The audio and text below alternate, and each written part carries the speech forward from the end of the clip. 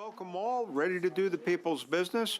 Mr. Moss will not be here because he has a work commitment that he had to take care of today. And Mr. Manager, are we ready for the first one? Well, yes.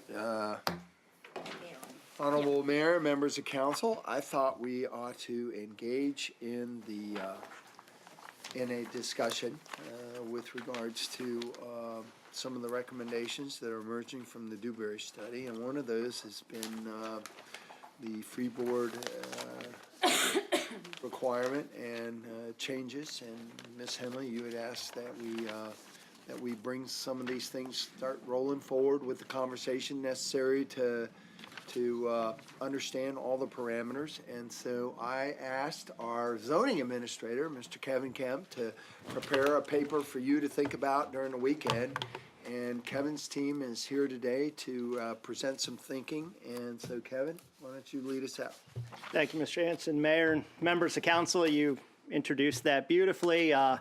We are committed to looking at all our development ordinances and making sure that they are doing their best to address the stormwater and flooding issues we've been having. And with that, I would like to introduce our expert, Ms. Whitney McNamara. She's an environmental planner and certified floodplain manager. And on top of that, she has been our key advocate and person in the CRS. So, Whitney, thank you.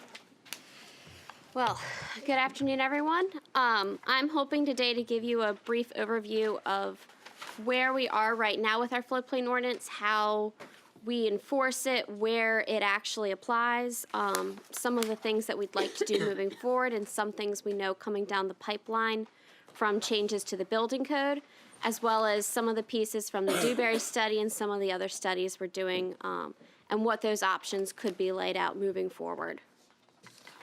So just a brief background on our floodplain ordinance. We moved it out of the site plan ordinance into its own standalone ordinance in 2013, so it's Appendix K of City Code. That is our floodplain ordinance. At the same time, we adopted 2 feet of freeboard, which that's the height. When FEMA puts their maps out, they give you an elevation that they expect to flood during that design storm for the maps, and then this is an additional height above that. We had 1 foot that was required since 1971, which was when we first got flood insurance rate maps. Now this applies to all new structures and substantial improvements to existing structures in zones A, AE, and VE. And I'm going to go through what those zones are and where they're located in just a minute. It does not impact development in X or shaded X, which are considered to be the low and moderate flood risk areas. Currently, we do not have a requirement for elevation of mechanicals in these high-risk areas. They just have to be to that FEMA-defined base flood elevation. So, for the flood zones, as I said, in the city we have A, AE, AH, AO, VE, and coastal A. So VE are your areas that are typically found right along the coast. You have wave heights in these areas greater than 3 feet. Moving landward, you have coastal AE. Right now that area is on our map. We don't really have any additional requirements for that area, but I'm going to talk a little bit more about how that might be changing. These areas have wave heights between 3 feet and 1.5 feet, so they have a slightly more wave action than some of the more inland areas. Continuing to move inland, we have zones AE, or zone A. A just means that FEMA has not given you that defined flood level yet. It's up to the developer to determine that. And then moving further landward, you have your X and shaded X. I also mentioned AH and AO. Those are in similar areas to where you'd find AE. In Virginia Beach, they're mostly down in False Cape State Park and Back Bay National Wildlife Refuge, so we don't really have to worry about them often. So here's a map of Virginia Beach, and the colors actually show up pretty well up there. So the purpley pink areas along the coast, those are our VE zones. This is just to demonstrate that they're in the coastal areas. And then you have the AE in the green, and then that brownish gold color is your shaded X, which is kind of interspersed. We also, I should mention, in the interior of the city, so right in that area, around Windsor Woods, Princess Anne Plaza are where our A zones are. And that means we do not have a base flood elevation for construction in those areas. The map looks pretty similar as you move further south in terms of where the zones are located. That's the problem. Okay, we didn't see the whole city. Okay. So to bring this back into the conversation y'all were having a couple weeks ago around the properties located off of Gumbridge Road, they're currently in what's called an X zone, which is the lowest risk flood zone in the city. The blue areas are the AE, and then those hashed areas are your shaded X. So those properties are about 1,500 feet from the closest AE flood zone. They have ground elevations of around 6 feet, and the base flood elevation is 3. So their ground elevations are about 3 feet above that. Currently, under our existing ordinance, if you were to put a new structure on those properties, they would be able to develop on a slab foundation. There's no additional elevation in that area. So we're going to talk about some of the options moving forward and things that we could do. So some of the changes coming down the pipeline too, we got a new version of the building code that went into effect in September of 2018. There were 2 major changes that relate to flood zones and flooding in the city and across the state. The first is coastal A zones. I'm going to dive into a lot more detail in the next coming slides. And then they included 1 foot of freeboard for all residential structures in those high-risk zones, so your A, AE, and VE. We already have 2 feet of freeboard, so really the only thing this is going to impact would be additions to structures constructed prior to 1971. So it's considered to be pretty low impact for us. So your coastal A zones, these are areas where wave action is between 1.5 and 3 feet. They're shown on the flood insurance rate map by the limit of moderate wave action line. This was included in our 2015 flood maps from FEMA. However, there were no regulations attached to that and no requirements from FEMA. So you can see the areas in the city, and I'm going to zoom in on a couple of them. In that pink color, I did pink just so it showed up. The southern part of the city, again, you're going to be on federal, state, and Nature Conservancy property for the most part. So these properties, in September of 2019, when we have to start enforcing the new building code, will be required to meet VE design standards if the structure is in this area. And that means that they cannot be built using structural fill, and they must use a pile foundation. So those are the same requirements in our VE flood zone, and that's because of the impacts of the wave action. So I updated these numbers from the presentation that you all got on Friday to the most recent numbers. And that area impacts 794 properties. What that means is it does not mean that the entire property is in this zone. It can be a portion of it. It can be a very, very tiny portion of it. Of these properties, 183 are currently undeveloped vacant land. So moving into buildings, 238 buildings are in the coastal A zone, of which 118 are classified as residential or commercial. The rest are sheds, gazebos, something of that nature. To put that into perspective, we have over 9,500 buildings in our special flood hazard area, so the A, AE, and VE zones. So zooming in a little bit, if you look along the Lynn Haven and along Shore Drive, you can see it's a couple really small, narrow sections. Once the wave action gets to land, it typically goes down pretty fast. It travels a little bit further, and some of it's just the perspective along Rudy Inlet. So those are the 2 main areas outside the southern part of the city. But as I said, the southern part of the city is mostly going to be your preserved properties. So while we have all of those regulations, those things coming down the pipeline, we've also been working with Public Works on the Dewberry study. They had several policy recommendations and items that applied to planning. Some of the highlights include evaluating areas for high risk for flooding and sea level rise compared to existing and future land use, providing guidance to developers on how to assess flood risk on projects, and to update all of our development ordinances to comprehensively incorporate current and future flood risk, as well as localized flooding. And that graphic's one that you all have seen multiple times. It's the one that Dewberry did showing the areas of the city that are considered to be most at risk from sea level rise and future flood conditions. I should also mention before moving on that Public Works has been updating the master drainage study for the city, so that's looking at the stormwater drainage basins, and I know you all have had some briefings on that, and that can have some implications on how we regulate flooding, especially stormwater flooding and localized flooding that are not along these water bodies and water systems in the city. So moving forward, we have several different options. I know it was discussed a couple weeks ago about moving to 3 feet of freeboard. We can do that. That's a pretty easy fix. However, if we do that, it's only going to affect the properties in that special flood hazard area, so it will not affect the X or shaded X properties, which is the majority of the city. Most of those areas are at lower risk of flooding. However, we have some areas, such as areas impacted by Matthew and areas impacted by the wind tides last summer, that those properties are outside of the special flood hazard area. We would like to follow that on within the next year by doing a comprehensive update to all of our codes to address all flooding citywide upon completion of the Dewberry study and the master drainage study.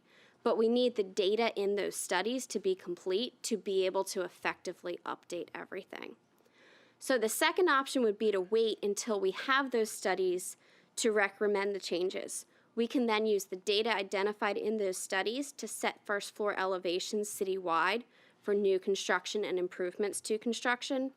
And it would allow us to address flooding in areas outside of that high-risk flood zone, including the areas impacted by Matthew and last summer's wind tide events. As with any change, there are definitely considerations. This is not meant to be a comprehensive list. I'm sure I missed things. The biggest consideration is increased construction cost to elevate structures. And I'm not talking about like taking an existing house and elevating it. I'm talking about to elevate over what we would typically require for a new building, so that extra layers of concrete block on the foundation. For the first option, so if we go ahead and update the freeboard now and then wait and update things again, multiple changes in a short amount of time can be difficult for everyone to understand, to keep track of, to know what they're supposed to be doing. And as I said, if we jump straight to 3 feet, it may not fully address everyone's flood concerns, especially in those areas outside of the mapped special flood hazard area.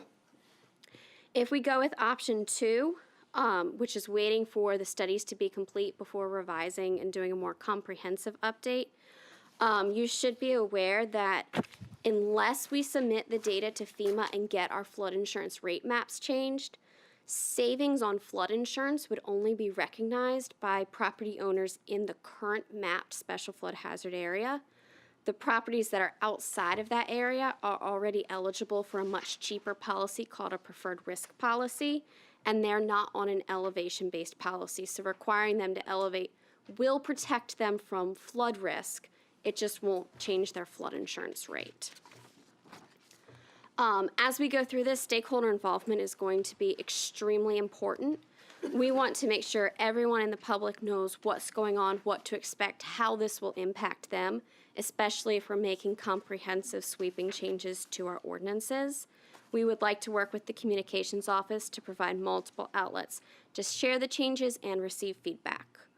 Another extremely important audience is going to be working with our development community, our builders, consultants, contractors, surveyors. They're the ones on the front lines putting the plans together and trying to submit everything for review. So we want to make sure that they're not getting bogged down and held up because they don't know what's expected of them. We would want to brief Planning Commission just to keep them informed. And we want to continue to work with our partners up in Public Works as they complete the Dewberry study and the master drainage study, as well as updating some of the design standards in their Public Works manual. So I know there's lots of questions, so please ask away. Mr. Wood, and then Jess. If you go back to slide 7 for Yep. me.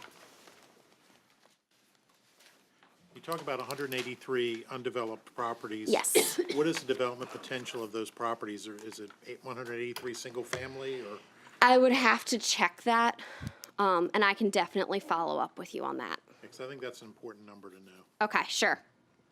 And you, so you said regarding the 118 of the 238 buildings, you say are not habitable buildings, or buildings aren't, there's So 118 structures or are something? habitable. 118 are residential or commercial, And the others are not? and the others are not. And that's especially like in those areas up here along the Lynn Haven, the property elevations rise pretty steep on a lot of those properties. So they might have a strip of their backyard that's in, but by the time you get up to their house, the elevations are significantly higher and the house is fully out. Yeah, but you were talking about those, out of 238, only 118 are classified as residential or commercial. Right. So the others are, you said are sheds and Sheds, things like that. gazebo, yeah. So the rest of them aren't habitable structures, so Right. nothing really needs to be done with them. Right. Okay, all right. Yep. Hey, Jess? I had a question. So with the proposal that you guys are working on, it would only, as far as existing buildings, it would only affect pre-firm buildings if they are significantly altered. Correct. So how would that work then? Because if I wanted to put an addition on my house and my house is pre-firm, and let's say I'm on a slab pre-firm, and then I need to put the 3 feet addition, Right. Or I would have effectively a double level house. Potentially, and Or that's. would we be saying no? You got to elevate everything, or And I think that would be one of the questions that we want to work through, especially with the builders and the public, okay? as we go forward. Because I know that will affect how FEMA rates. Then as soon Yeah. as you go to split level, then that kind of. I brought Yeah. some goodies for everybody. One of the things that I noticed about the presentation was it talks a lot about how it could potentially help with insurance premiums. So FEMA puts out a bunch of this stuff every year. They haven't updated this specific one since 2012, but the information's still good. But if you guys want to look at it, the reason I brought it is because it shows a breakdown of what going to 3 feet does for premium, and there's a really good picture right here, so you guys can look at that. But the big thing, and you and I had the conversation just a minute ago, in order to get a reduction in your premium, you have to get one of these, which is an elevation certificate. And, like with Windsor Woods, you and I were talking about how some of them are already on a crawl, but their challenges are that they don't have the flood vent requirement in order to comply, and then they have to invest a couple $1,000s in to get the flood vents, and then they still have to get a certified elevation certificate, and that's $300 to $500.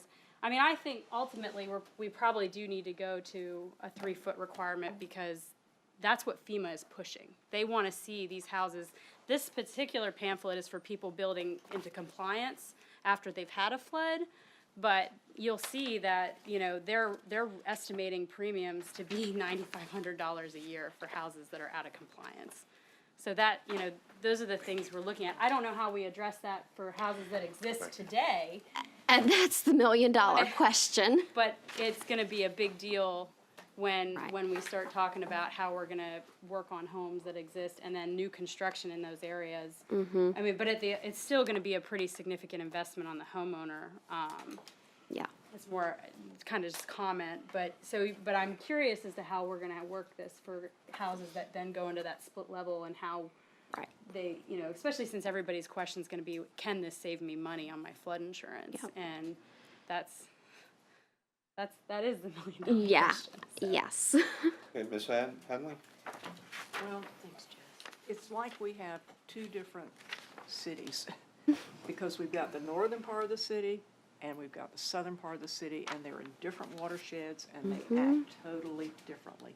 And, we've always have just sort of had everything geared to the northern part of the city.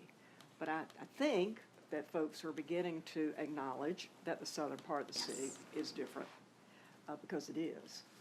And my problem with going with option 2 is it takes so long, and we have things that are happening now, particularly in the southern part of the city. That's where the pressure is for more development. And so, you know, if you say it's going to take a year, that means it'll be 2 years. And, you know, we just keep making the same mistakes. We had a really good public meeting last week over the proposed CIP work this week. And it's just really plain to me that, you know, what has occurred once that area started developing, and it has, in the 80s, particularly with farmettes, and you took a farm and you changed it into house lots.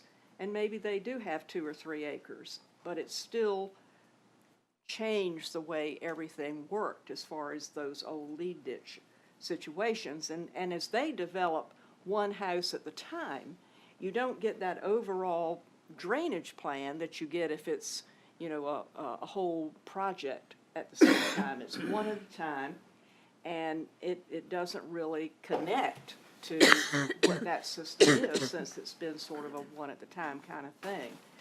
And what we're seeing now, and you know, we're having, I think it's next week, 2 more of them, these lots that were either created many years ago and not built on, or lots that now have a house that is being purchased and torn down and rebuilt.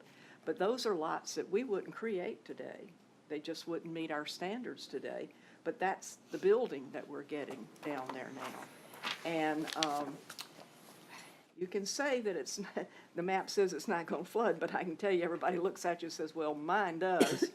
And of course, when you're talking about flooding, it's whether you're talking stormwater or whether you're talking the wind tide. And it's just a very complicated issue, and I just hate to see it drag out so long. If there's some way that it can be done in a little more expeditious fashion so that we don't keep, I just hate to see people building houses that we know before their mortgage is paid off they're going to have problems with.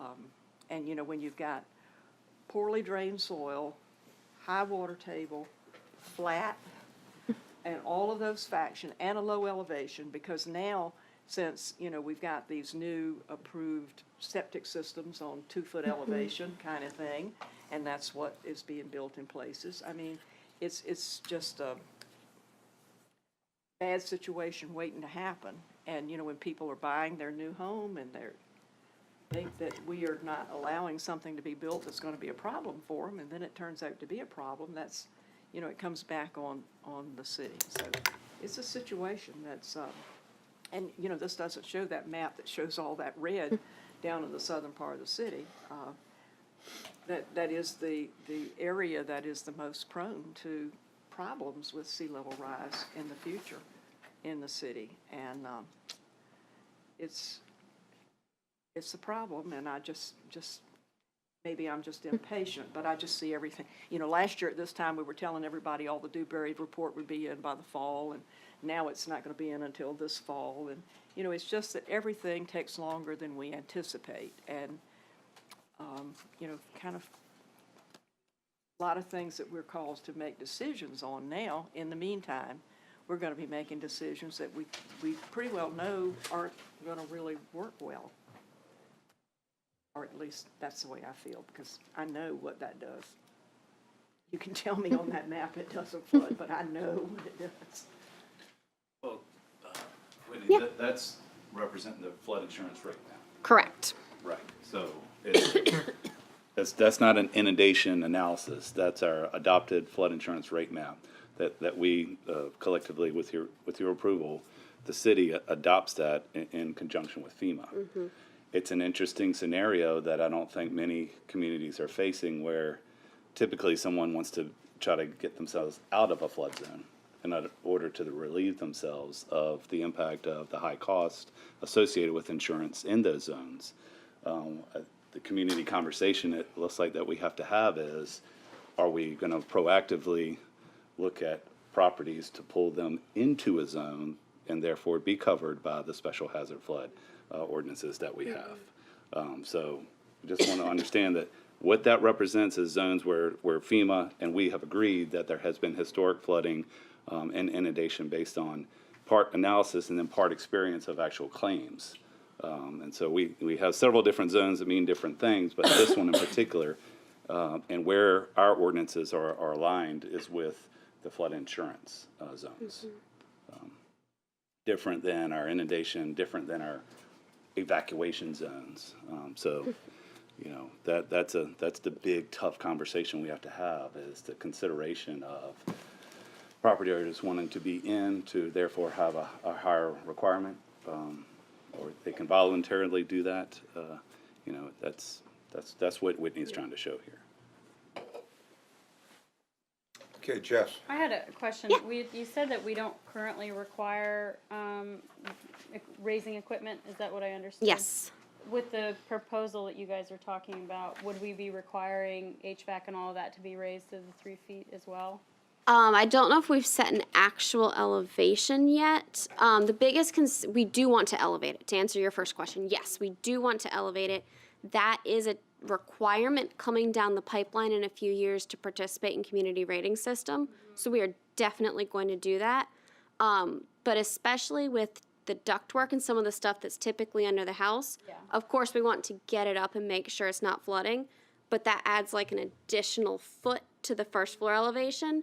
So we don't have a set number on what we want. I do know Norfolk has a slightly lower elevation for the ductwork than they do for the first floor elevation to account for that 1 foot difference. Okay. So that is an option, or we could go with the straight 3 feet, or whatever elevation we decide is appropriate. Thank you. Okay, anybody else? Well, no doubt this is a complicated situation.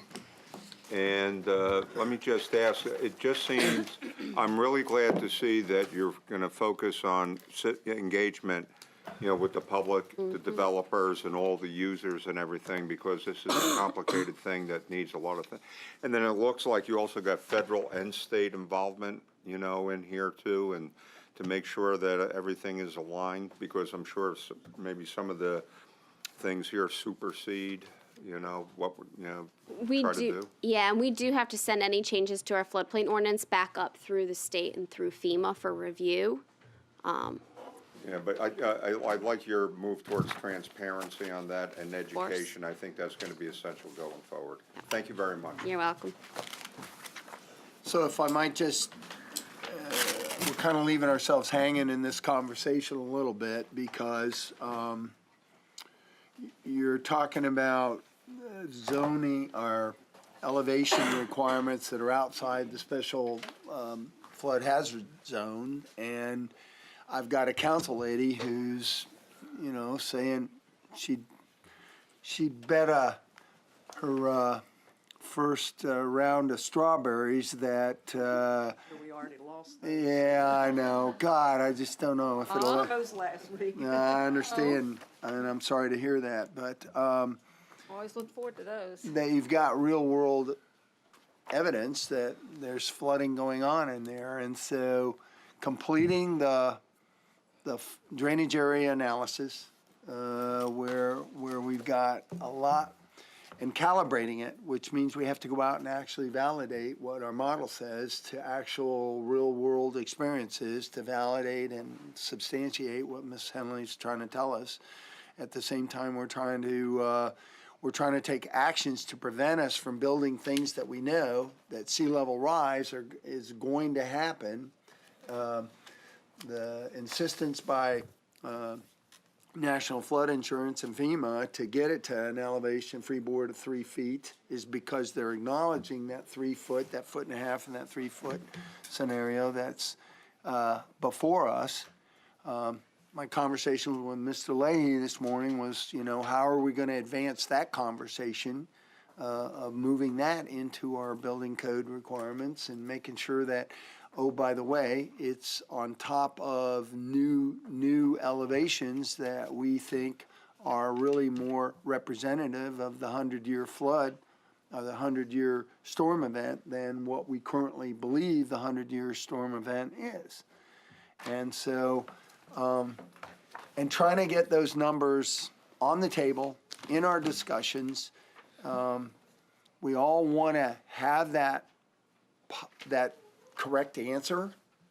And those public meetings aren't, when you're tacking on prices to builders to have to be compliant with that, that's gonna be a significant issue with them. But at the same time, as the council, you're gonna look to staff and say, okay, is it gonna flood or not? And you're gonna ask us whether or not we validated that the site plan or the potential to use a piece of property is gonna be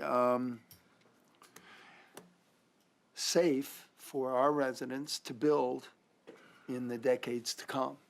And so this is not something that we can put our thumb on and tell you accurately with some high degree, high 98% confidence level that we know we got the right answer here. And I guess what my staff is telling you is we're still working on it, and we are working hard on it, but we just don't have all those answers at this time. Jess? I just had one question more to what Barbara was saying, because Asheville Park is in an X zone right now, and Sherwood Lakes is in an X zone. And the difference between those two neighborhoods is Asheville is mostly slabs, and Sherwood is almost all crawl, and they're all significantly raised. I think they're all at least 3 feet. I don't know for sure. Do we know how many of the houses in Asheville got put into repetitive loss? I mean, that's not public information, so I don't know if the city gets access to it. Because I think it would be interesting to know if we could get an analysis of what the cost burden is there. Because that might help us move forward in where we want to be with our building codes. Because if we know that those houses that were, obviously Asheville Park is mostly a drainage situation, but if we know that Sherwood is gonna have a better chance because their cost of compliance is much lower because they're already built up high. Whereas Asheville is all built on slab, and now they're being zoned into repetitive loss, and they're gonna be facing those premiums, and FEMA's gonna be coming down on them and saying, you should enter into the cost of compliance program and try to raise your house. I would be interested in knowing some kind of analysis of that, because that's kind of a perfect example of both those neighborhoods are an X, but have significantly different construction. So we do have access to the repetitive loss list. We can look. I have not looked at Asheville Park specifically. I don't know if. I don't think they've had two more Unfortunately, losses. one, I don't know if they've had enough losses, and two, I don't think we've had structural losses. I think it's been more garages and maybe crawls and Maybe ductwork. personal property. Right. I'm not positive on that, but that was my impression. So we can definitely look into that to get a more data-driven answer for you. I don't think it's less than that number. There's just, as I recall, looking at that pretty darn close, there's only just one small portion that, on one street that is adjacent to a BMP, that elevation, and as it stacked up and as it backed up, they became the most vulnerable. And I really want to say it's maybe no more than that. Just a highly unusual circumstance that Matthew presented to us, but you are absolutely right in your observation, Ms. Avid. You got crawl over here and significant crawl, and they had that huge backup on that lake. And Well, I was out there when it flooded, and you could take a boat around the neighborhood in Sherwood Lakes, but none of the houses had water in them. They had water underneath them, but not in them. yeah, we had a Parks and Rec director lived out there, and Yeah. we had to shuttle him in on a flat bottom. So Mr. Hanson, if I may add, sure. another alternative option that we could look into as well that might start at recognizing the differences between the northern part of the city and the southern part of the city is in the southern part of the city, we already have floodplains subject to special restrictions, which is additional development requirements in the high-risk flood zones right now. But as Kay's like staring me down, there's a potential that we could just expand regulations in that part of the city rather than moving them into the northern part of the city right now. Right, we can look into it. It could be another option on the table. And that could be the consideration that maybe you're looking for, maybe would be helpful, and we could address in a piecemeal fashion. So we'll continue to develop this. We'll probably have some offline meetings and invite you to help parlay in that conversation. Okay. We'll work on it. Okay, thank you all very much. All right, next, Mr. Hanson. Yes. And so Taylor is going to provide us some audit results along with the auditor for comment. Do I expect to hear from the auditor in this? Only if we get a question specifically for him. Okay, so what you're having today, and you notice your chairman and members of your Virginia Beach Development Authority here today, and that is to get a report out on the Economic Development Incentive Program audit that was completed most recently. So, Taylor, please. Thank you, and good afternoon, Mayor, Vice Mayor, and Council. Before I dive in, just if I can recognize a couple of people that are in the room. First, I'd like to recognize the Chair of our Development Authority, Dot Wood. Appreciate her being here with us today. Also, Mr. Hanson mentioned Mr. Ramias is with us today. Appreciate his support as we worked through the findings in his document, and also would like to recognize Steve Harrison on my own team, as well as Sean Murphy, who could not be with us this afternoon. And then not with us, some other folks that worked on this effort that could not be here, David Byrne, Charles Saleh, and then from the city manager's office, our deputy, Ron Williams, and then from the city attorney's office, Alex Stiles, the attorney that we work with most often. And so appreciate all of their help. This has been a collaborative effort. It's actually helpful that that we were working through, that the committee that I mentioned was working through some of these items when Mr. Ramias's work sort of commenced, and so it has allowed us to move through implementation of these findings a little faster than you might typically see if you were dealing with 12 findings coming out of an audit. But what we're doing here is this is an update on the progress that we've made within the audit to date, and then a directional briefing on the revision to the Economic Development Investment Program policy. And the reason we're doing these together is they're really there are six. Here we go. There are 6 recommendations that we have implemented to date, and the remainder of those and the remainder of the recommendations to implement all exist within the EDIP policy, and we'll take you through those in just a minute. But again, this work began in November of 2018. There were 12 recommendations, 6 we've implemented, and now the 6 that are remaining. A quick overview of what we've done to date. The first one, update of written disbursement controls to include ACH and electronic check processing. This is the way that this one works now is that Sean, who mentioned is not with us today, prepares the file. It comes to me for review, so I would be the second control on that. The final control is that the chair of the authority or her designee provides a third review of that register to before we send it out to ensure that everything aligns properly. The second recommendation, the VBDA chair, when performing her financial review of invoices, review each prior month bank statement to verify payments. So this is real simple. We've got the bank statement that shows what we paid. She is in this case, auditing the invoices from the prior month, and this is an opportunity to make sure that they align and that we are doing exactly what we told the authority we would do. 3, the economic development implement dual control prior to ACH. We actually now have triple control, which I don't think is technically a term. Dual control is typically what we all shoot for, but in this case, we actually have a three-party agreement process now prior to ACH leaving our office. Adopt a written procurement policy similar to the cities.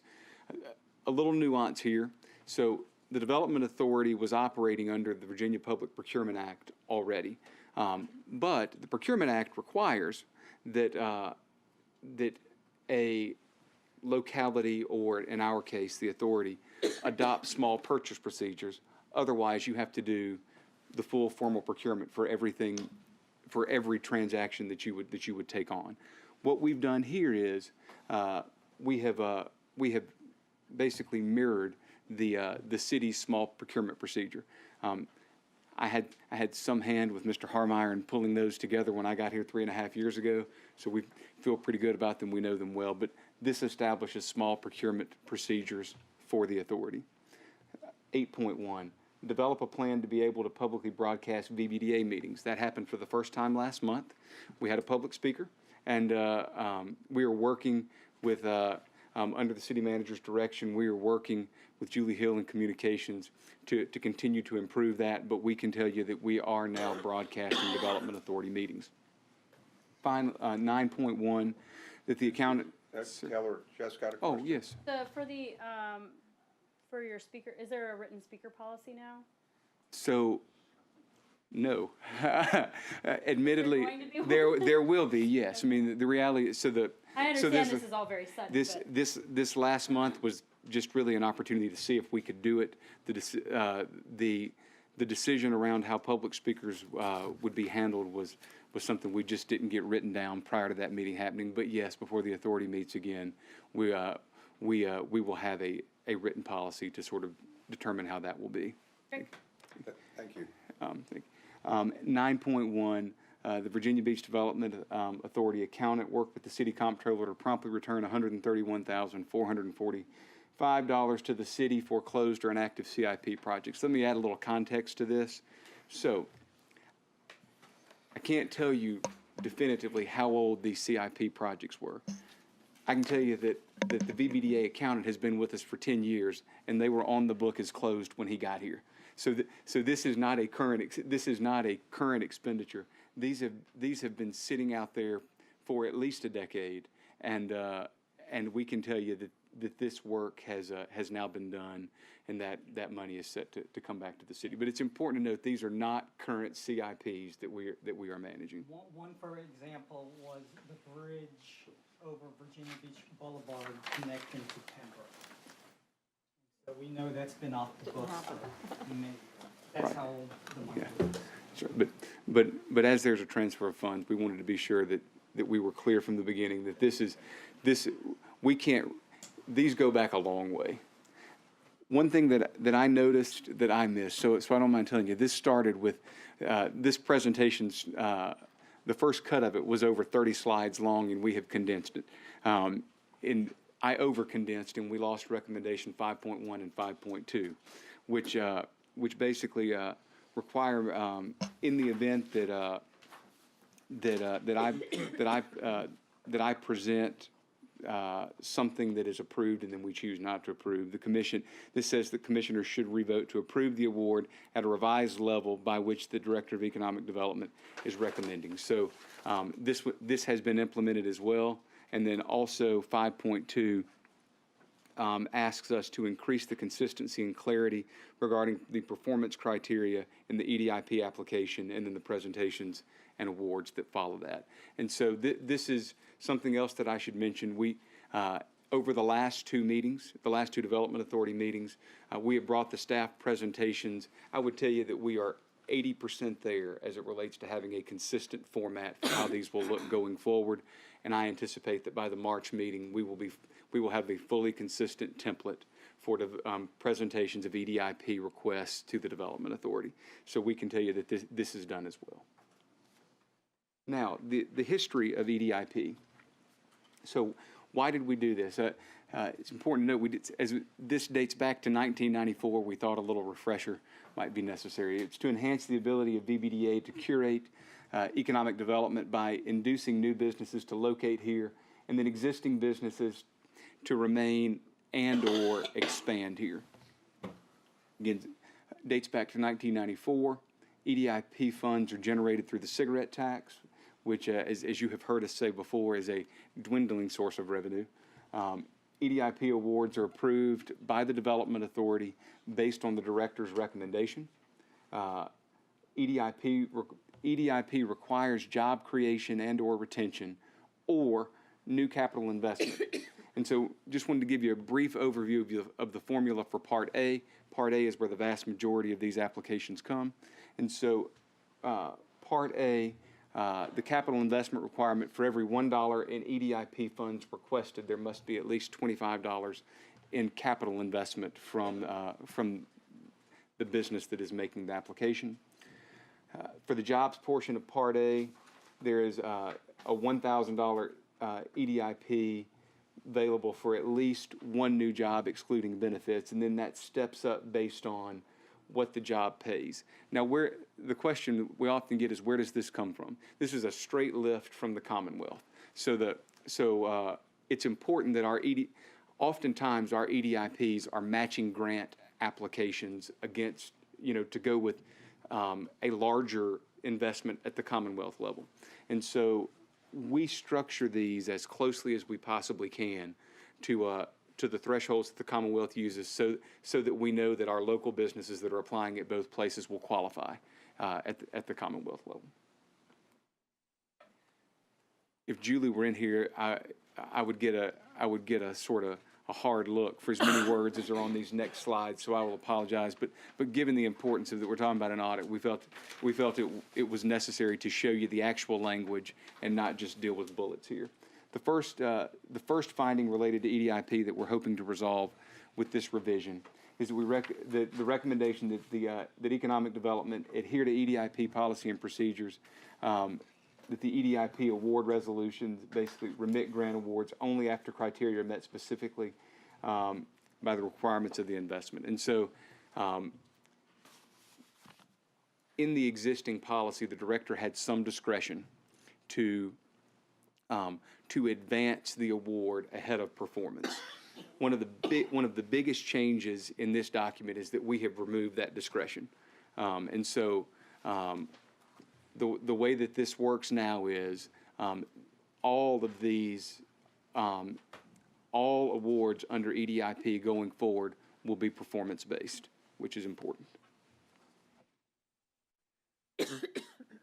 So I'll direct your attention to the bold print. It starts EDIP, choose to utilize a developer or subcontractor that the contractor must allow the city full access. And so in the existing policy, we have the ability to review a contractor's file. It did not explicitly allow us the ability to review files related to subcontractors or tenants or things of that nature. So this expands our authority and says, let's see, when EDIP funds are awarded pursuant to either Part A or B of this policy, they shall be paid to the applicant at such time as the director shall obtain copies of such record from the applicant, including all contractors or subcontractors. So this is where we expand our authority to make sure that we are doing a full review of a reimbursement request associated with an EDIP. Similar to this, this second finding, again, you'll see full access to all records supporting the verification of the performance criteria. So again, one of the places where we believe that we have strengthened the requirements here are that in addition to just a financial request, we now are adding the ability to review performance to ensure that the contractor and or their subcontractors did what they said they would do in their original application. So the one portion of that is to verify that the financial accuracy. The other point is to verify the accuracy, the compliance on the performance side, and this speaks to that. 7.3, recommend a short summary report be prepared by the accountant performing the verification at the time of each EDIP award disbursement. So it's important to note that the accountant for the Development Authority is a member of my team, and so ultimately I'm accountable for everything that happens in the office. And so you'll see this reads that the director shall compile a written report for each award, and it goes on to speak to the rest of the finding there. So again, going forward with each award now, there is a report that will come basically through staff to me that we will present to the authority as part of as part of our documentation going forward. Moving on, we mentioned that this work was already in process, and so here are a few additional things that we thought were, good next steps that continued the work that was basically started within the audit. And so, and also consistent with the theme of what we saw. First, we added opportunity zones to areas in the city where awards will be considered. That's important when we get into Part B and Part C of the EDIP policy. When we're dealing with Parts B and Part C, there is a requirement to work within target zones. The opportunity zones were not specifically spelled out as qualifying zones for targets. And so this now allows us to include them in our target zones and use them for Part B and C. We added definitions of capital investment, new job, and project. This is important again. This is another place where we have aligned ourselves with the definitions at the Commonwealth level, so that we can ensure that a local applicant will be in conformity to the Commonwealth guidelines for larger, particularly Commonwealth Opportunity Fund grant opportunities. We added a reporting requirement from the director to better disclose the basis of award recommendations and promote even application of the policy. And so this one's 100% on me, but if you look, without diving into the document, this is spoken to specifically under the payment guidelines.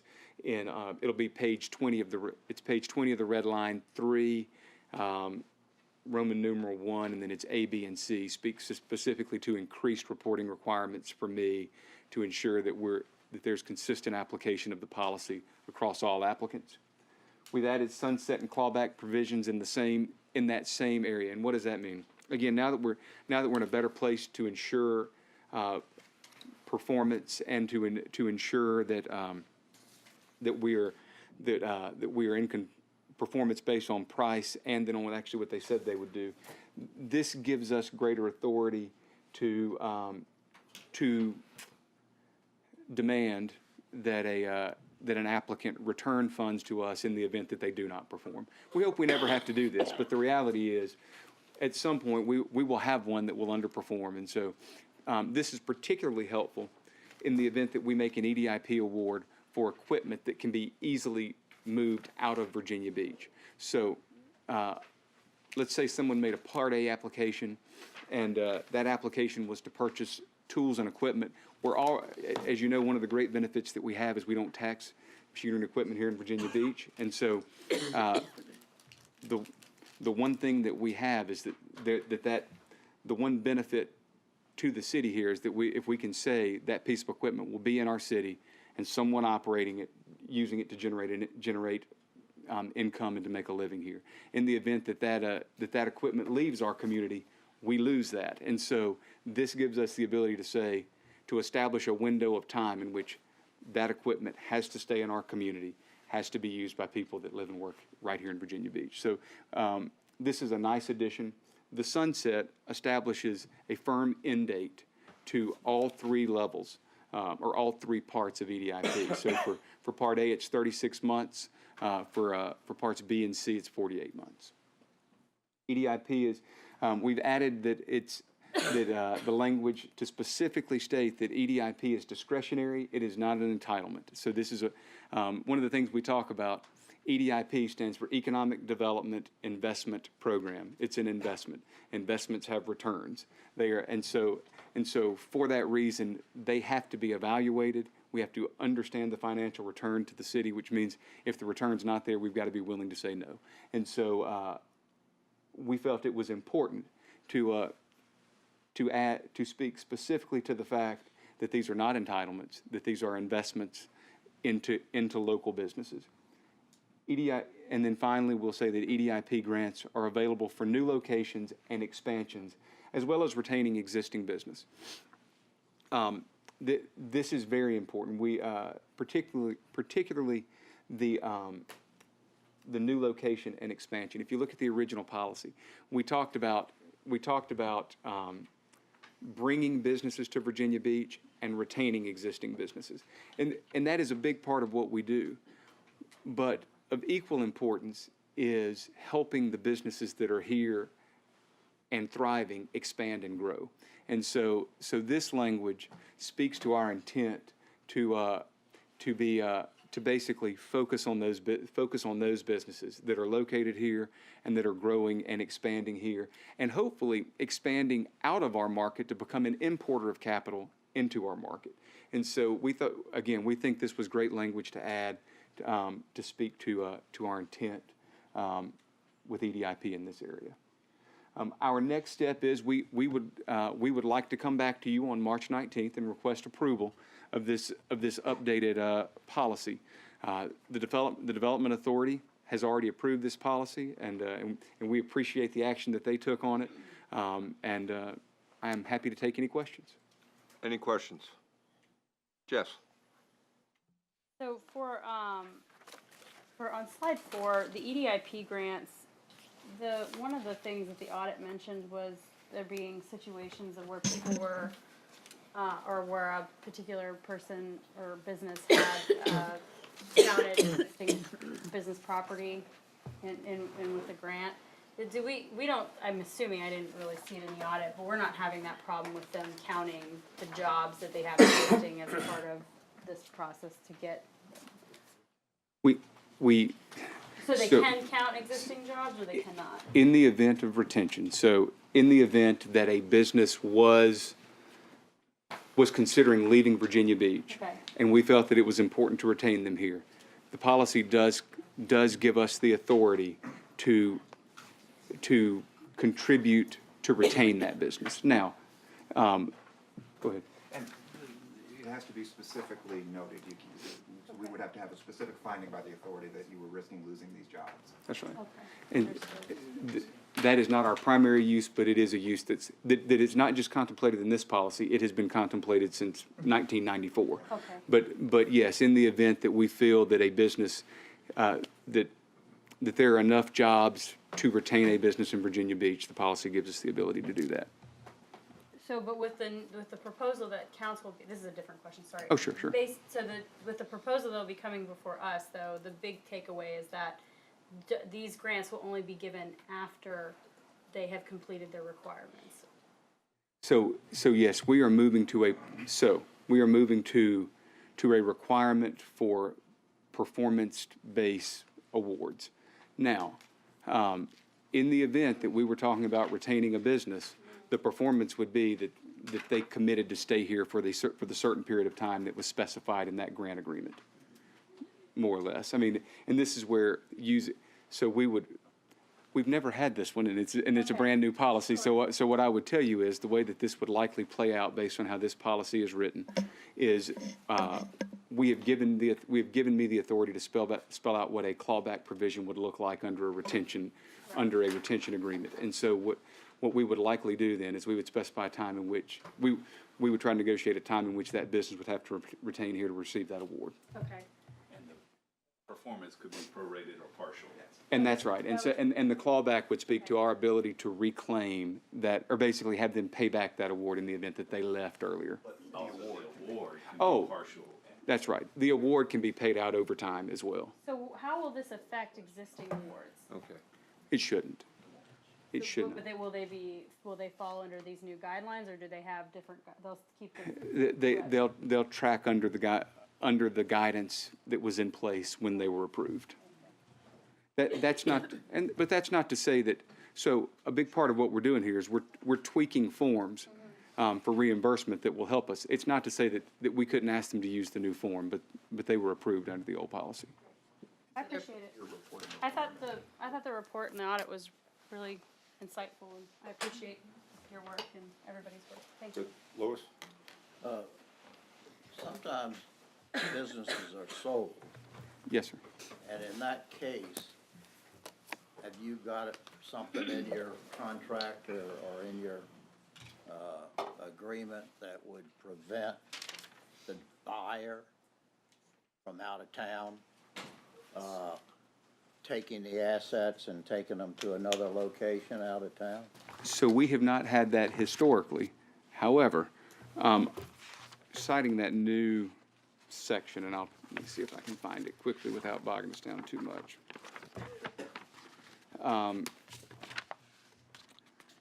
Where, let's see, On page 21, section C, the new policy gives me the ability to have a supplemental agreement related to this clawback provision. There would be an opportunity, mentioning what Ron was just talking about, where we could structure sort of a retention agreement or an EDIP award even. We would have the ability to have a supplemental agreement that would specify what would happen in the event that someone left earlier.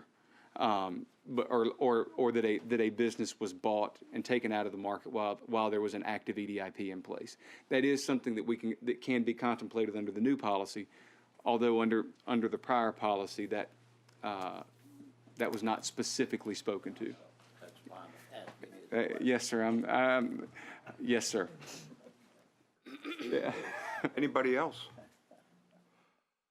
Okay, thank you. And going forward, your department is going to be essential to business development and expansion that we're really going to need. And thank you very much. Thank you, Mayor. Appreciate it. Thank you very much, sir. Taylor. Appreciate it.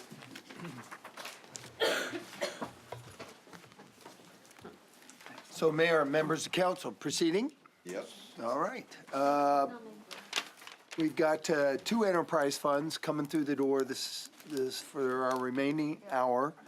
First will be water and sewer utility fund.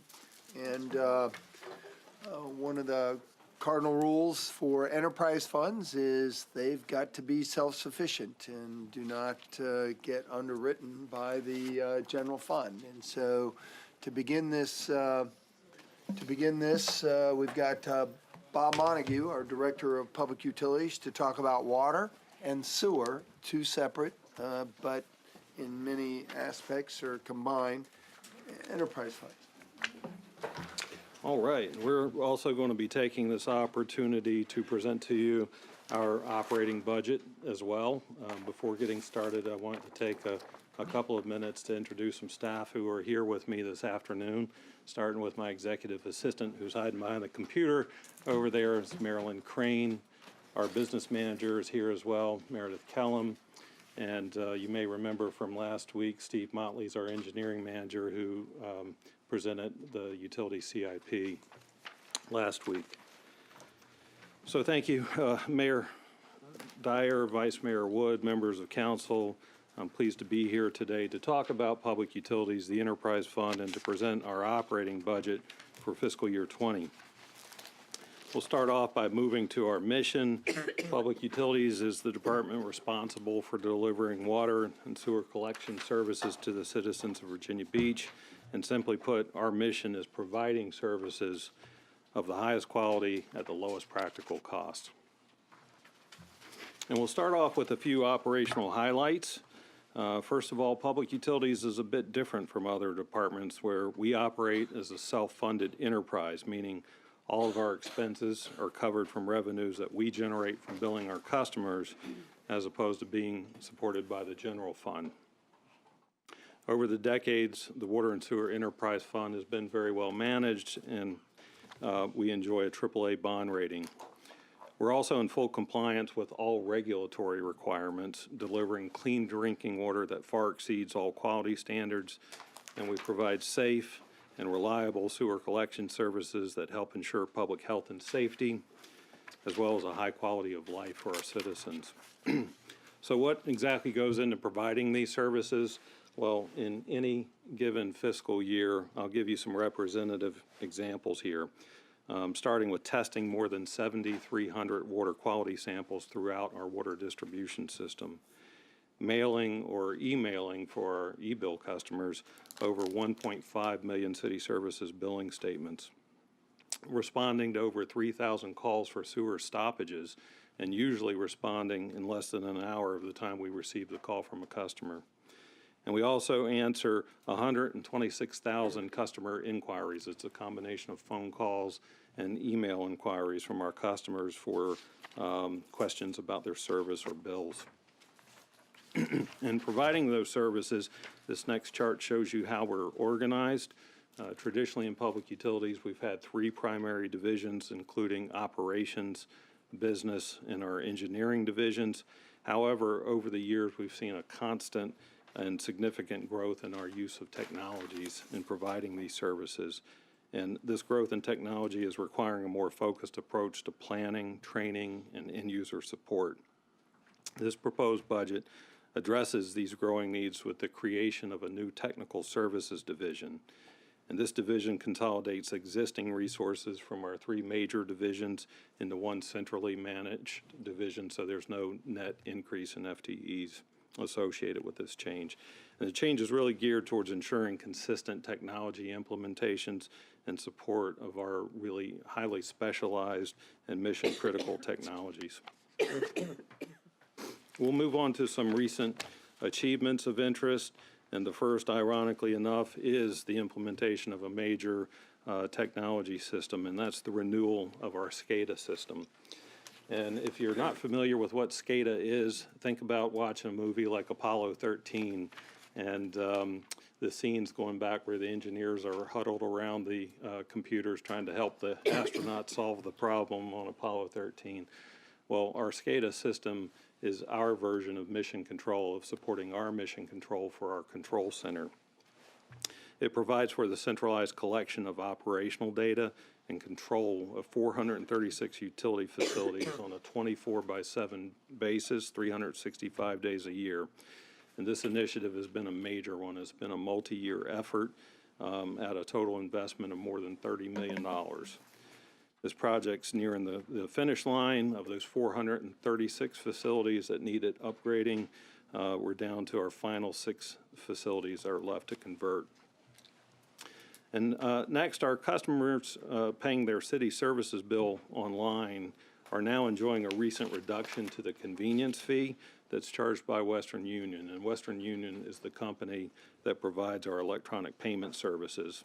And the convenience fee covers transaction costs associated with credit card payments, and it's based on the average amount of your bill balances. And when we switched to a monthly billing schedule, our average bill balances were cut in half, so it gave us an opportunity to negotiate a lower convenience fee on behalf of our customers. That fee used to be $2.25, and it's recently been reduced to $1.75. Another interesting initiative I wanted to share with you is an opportunity to improve employee safety and efficiency, and it's being piloted by our electrical bureau in our operations division.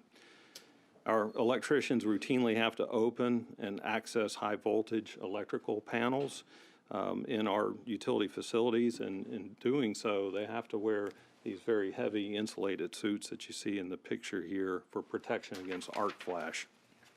Gearing up in these moon suits, as we call them, takes about 30 minutes, and it often takes far longer to get geared up than what they actually have to do once inside the panel, which is usually just getting a voltage reading to make sure that the panel's been de-energized. So the new voltage test stations that we're piloting have been put in 50 of our facilities, and these test stations are installed on the exterior of the panel, which means that the electricians no longer require gearing up in these moon suits. So this gives you a representative example here of going into a station to get a voltage reading when we don't have a test station, and when we do, all they have to do is put on a pair of these insulated gloves. They go in and they grab their test reading. So we've got 436 facilities. We've got electrical panels in all of them. Those panels are normally accessed on average at least twice a year. So that's a lot of time spent gearing up going into those panels. So these devices have worked very well for us. We envision that we're going to be installing them in the rest of our facilities, and it means significant time savings in addition to the safety benefits. I also wanted to mention we delivered a bit of an unusual water and sewer project this past spring. The negotiation with Camp Pendleton to use the base as a landing site for Virginia Beach's new transoceanic data cables included the construction of water and sanitary sewer facilities in the northeast portion of the base. And this project was completed this spring by public utility project managers on time and on budget. And last but certainly not least, a major milestone was accomplished this past fall when the cities of Norfolk and Virginia Beach agreed to extend the existing water services contract from 2030 to 2060. Notice my sunglasses there. I do, that's pretty cool right Yeah, that's a good picture. But I'll emphasize that it's this agreement with Norfolk, providing the treatment and transmission of drinking water to Virginia Beach, along with the Lake Gaston pipeline, that together enables the residents of Virginia Beach to enjoy the lowest water rates in the region. And many of you in this room will remember that that wasn't always the case. In fact, in the 1990s, we had the highest water rates in the region and among the highest in the state. But the commitment of multiple councils to pursue and invest in both the Lake Gaston pipeline and the water services agreement with Norfolk has served our citizens very well. And the extension of this agreement this past fall is simply the latest example of council making a strategic investment to ensure a safe and reliable water supply for our citizens for many decades to come.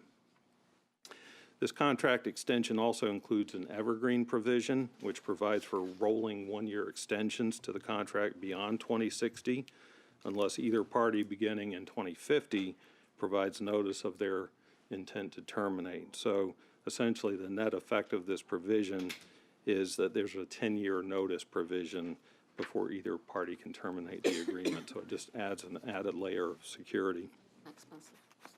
The negotiated extension to the water services contract also includes a new water sales agreement in which Virginia Beach agreed to purchase 10 million gallons per day of surplus water from Norfolk at the same wholesale rate that they sell surplus water to other jurisdictions in the area.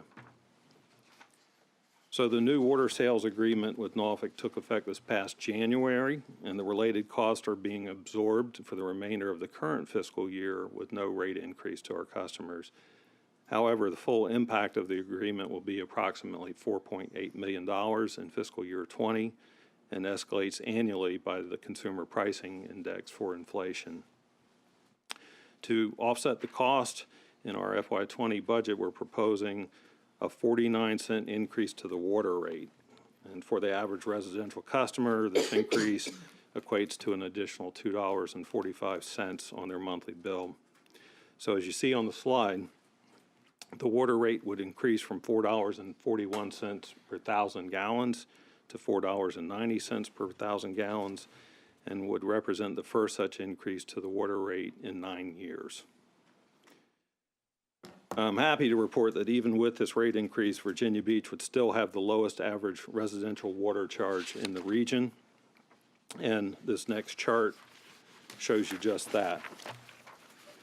Average residential water demand is about 5,000 gallons per month, and this chart shows comparative water charges based on that average consumption.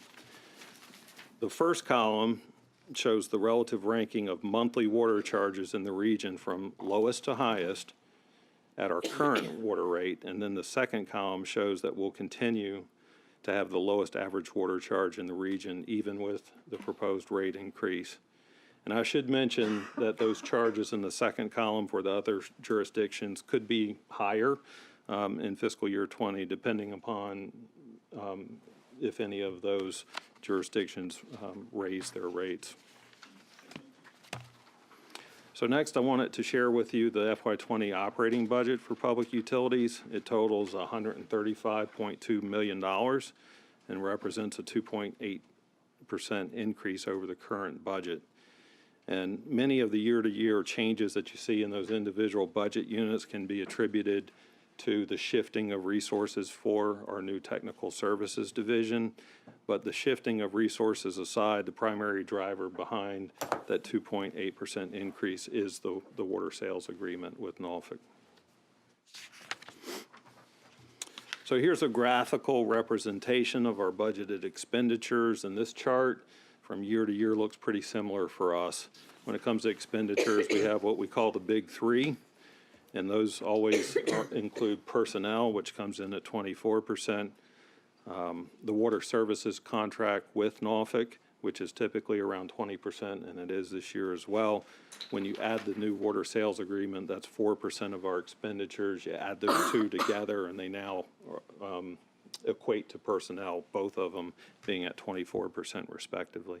And then last but not least, debt service is always one of our big three, and it's at 16%. We'll move on to revenues. Revenues, as you'd likely expect, are dominated by sewer and water charges, with sewer accounting for 49% of budgeted revenues and water accounting for 44%. So next, I wanted to recap our CIP. Steve Motley gave you the details of that program last week, but as a reminder, for fiscal year 20, our capital program totals $30.4 million, with $11.9 million of that allocated for water projects and $18.5 million for sanitary sewer projects. And our CIP funding is always proportionately higher for sewer, particularly given our flat coastal topography and our 412 sewer pump stations. Simply put, as our systems age and we're trying to address aging infrastructure, sewer collection has been a more expensive service to provide to our customers. And with that said, the primary goal of our capital program, those goals are always the same. It's to address aging infrastructure and to ensure that we're complying with all regulatory mandates. So in closing, the primary items of note for fiscal year 20 as it pertains to public utilities is the proposed rate increase, the water rate increase to offset the cost of the new water sales agreement.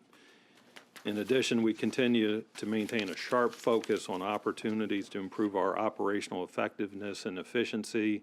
And I'll mention that Steve Motley is just back today from leading a contingent of our utility engineers down to Clemson, South Carolina, where they've been modeling some new design elements that we're looking to put into our pump station designs for new facilities.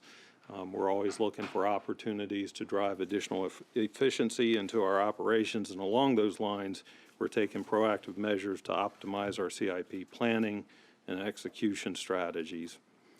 We're also working on developing prioritized work plans for our newly created Technical Services Division that are geared towards modernizing our business processes with an initial focus on deploying mobile dispatching in our Operations Division, which is the largest of our divisions. And looking toward the future, effectively mentoring and developing our members is becoming increasingly important and challenging because of an aging workforce and all the related retirements. In fact, just last month, I was attending what seems to be an endless stream of retirement get-togethers. We had 3 utility mechanics who work in our sewer pump station bureau that were retiring together, and between those 3, they had 107 years of experience, and trying to replace that experience is well, you just can't do it. But we are taking action where we can to ensure that we're developing necessary field competency so that we can continue to deliver quality services. For example, heavy equipment operator training is a key focus area for us, and we're implementing a couple of related strategies to ensure we keep developing those skills, including the development of a training course that's complete with buried infrastructure for our new operators to practice on. And we're currently also evaluating computer-based training simulators that help our operators to work on specific skill sets with excavators and backhoes. And finally, some things never change, and in the utility industry, our focus and our planning to address our aging infrastructure has been and will continue to be a constant challenge for us. So I appreciate your attention, and thank you, and I'm happy to address any questions that you might have. Questions, comments? Barbara?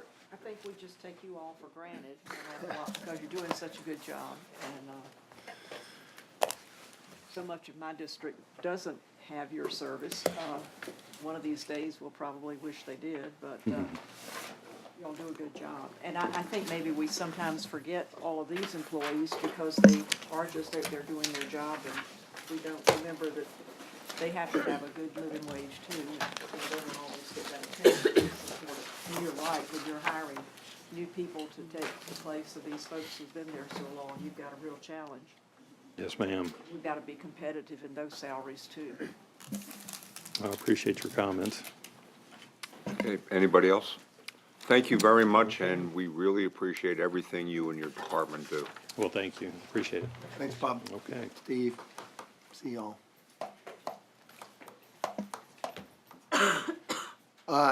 So we'll have the Director of Public Works. He'll be coming forward, and we'll be providing you the operational budget for the Waste Management Utility Fund. All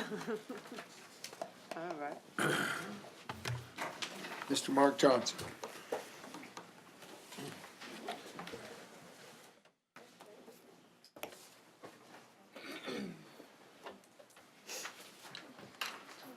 Okay. Mayor Dyer, Vice Mayor Wood, council members, thank you for letting me be here to present you the Waste Management Enterprise Fund. Basically, there's 3 program requirements. Develop a long-term sustainable plan, develop and fund an equipment replacement plan, and meet the regulatory regulatory requirements. Let me explain waste management by the numbers. We currently have 123,000 households that we serve.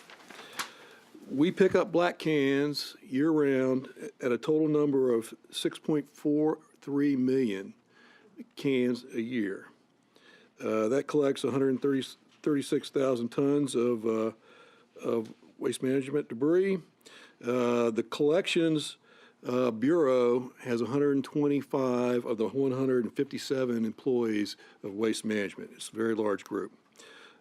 They also pick up 8,000 tons of bulky items, pick up 44,000 tons of yard debris, which now goes over to the HRRC landfill, and it's landfill because we do not have a contract at this time to process that material. We're planning on advertising for a contract this summer, and hopefully we will get a good bid that will be comparable to what we're paying HRRC. Customer service. If you recall the 2007 Citizen Satisfaction Survey, they ranked waste management 6th out of all the city services at 85.3%. The school system was 1.2 percentage points below us. So we ranked pretty well. We addressed 134,000 work orders. We also were involved in social media and outreach. The volunteer value to the city is about $372,000. Recycling, we still have our contract with TFC. The contract is about $4.3 million. They are picking up blue cans. They are recycling what they can, and they are reusing the remainder by taking it to Willebrator. We also have 4 drop-off locations. The one we are just now improving is the West Neck Road location. Okay, Shannon has a question? Mark, when does the recycling contract end? Recycling contract, John? 24, it's June 30th of 24. Thank you. No, Jim. So following up on that, I thought that we had gotten a briefing saying that they weren't recycling, so they are now? They're recycling what they can, but most of it is going over to Willebrator and they're burning it for energy. Is that about right, John? They're meeting the obligations of the contract. They are recycling. The residue is higher than it was, but there is quite a bit of material that's recycled. Recycling is still a high value for the city, and they're still meeting the needs of that contract. But they discontinued recycling in the city of Norfolk, so, because their contract wasn't quite as airtight as the guys put together for And us. some of the private sector ones as well are no longer Right. offering recycling at offices and things like that. I know I've had that issue at some properties, so. Okay, Barbara? Well, I was going to comment on that, in reading just in the newspaper, the issues that Norfolk is facing with their residents wanting to recycle but not having the contract. And, recycling is something that, we've kind of taught our folks to want to do. And now they want to do it so very much, but we do have the problem of finding the buyers for these things. You would think that we wouldn't have to depend on China, that we would have good old American ingenuity that would figure out how to recycle stuff. Is there any improvement on the horizon? We think the market's going to come around eventually, but it's going to take some time. The contractors and the processors are going to have to integrate technology into their systems. And it's also on our part is going to take some public awareness to remind everybody what should go in a blue can. Right now, John calls it residue, but basically that's stuff that should not go in the blue can, which contaminates the good stuff that's in the blue can. And we need to do a better job on public awareness on what should go in the blue can. Help you, I was asking for a speaker, but I think that's the confusion that the public has a lot. You know, if that little recycling emblem is on something, they think, well, that means it's recyclable. But I guess somebody can recycle it. We just don't have a buyer that will recycle that stuff. And, you know, it just looks like we ought to be able, I mean, the industry should do better. We're doing everything we can. But Right. the whole industry really, I would hope, would do better. Right. Can't impact that, can we? We're going to hold TFC to the letter of our contract and make sure they do what they can to recycle. And if they can't, you know, stay within the contract limits for reuse. And the premium to keep them in business is significantly greater than just straight MSW going to the waste to-energy plant, which is a reuse. But you're paying a premium, and when we put that bid back out, if the market stays in the same footprint that it is, it's going to be a huge premium to keep recycling, and we'll see what that appetite is then. Just the name Henry McCoy kind of popped in my mind and thinking about the whole thing with the waste to energy. He passed away. But that's been that was quite an issue too over time. But you know, it's better than not having that source, and so I'm glad there was that still to fall back on. Yes. Thank you, Mark. Okay. Last bit of numbers. The Virginia landfill, it's off Jake Sears Road. It sees about 188 visits a year. I make it there about every other month. I'd encourage anybody to go there and see the operation. It's quite impressive, and they will take just about anything you bring them. In addition, they process 51 cubic yards of mulch material out of vegetated material, and the bulk of that goes to Parks and Recreation, who spread that throughout all the city facilities. Just to recap on what Waste Management does, again, 123,000 customers. Its collection consists of collecting the black cans on a weekly basis, curbside yard debris collection weekly, bulk pickup is on request, yard debris containers you can rent. Recycling, those are the blue cans, they're picked up every other week. There's 4 recycling centers, and we also have recycling education and citizen outreach. In addition, we have the landfill where you can take your household waste and you can take your yard debris for processing. And we also have a very dedicated customer service staff that meets the needs of our customers. Just a reminder of our efficiencies. We started probably in 2013, 2014 to look at our routes.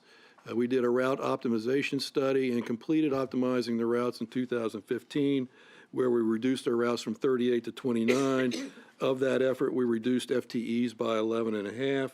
With respect to our bulk item pickup, we shifted and put 1 operator in the truck.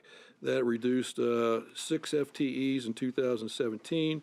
Yard debris collection, we set that up as an on-demand, where we will call the driver who's out in the field, redirect them for the pickup to be more efficient.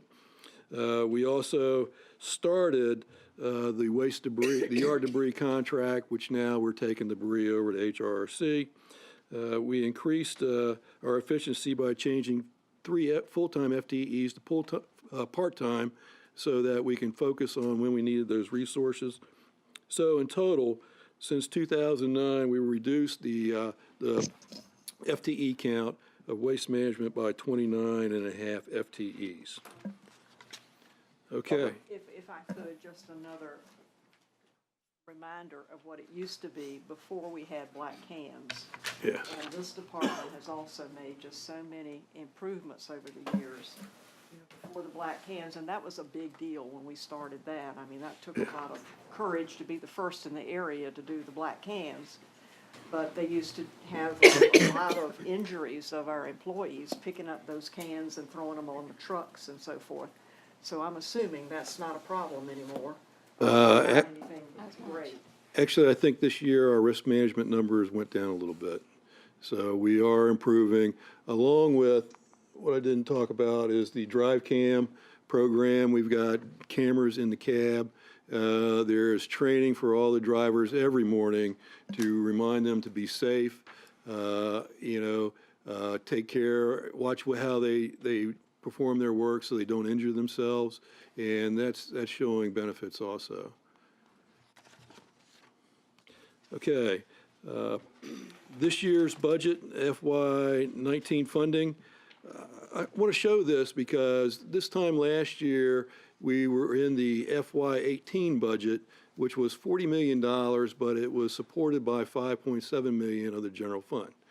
Our challenge was for the 19 budget to shift completely off the general fund, move to a budget around $36 million and get everything done. We were talking about a $1 fee increase at the time. City Council came back and gave us $1.476 million out of the TIP fund, which we greatly appreciate.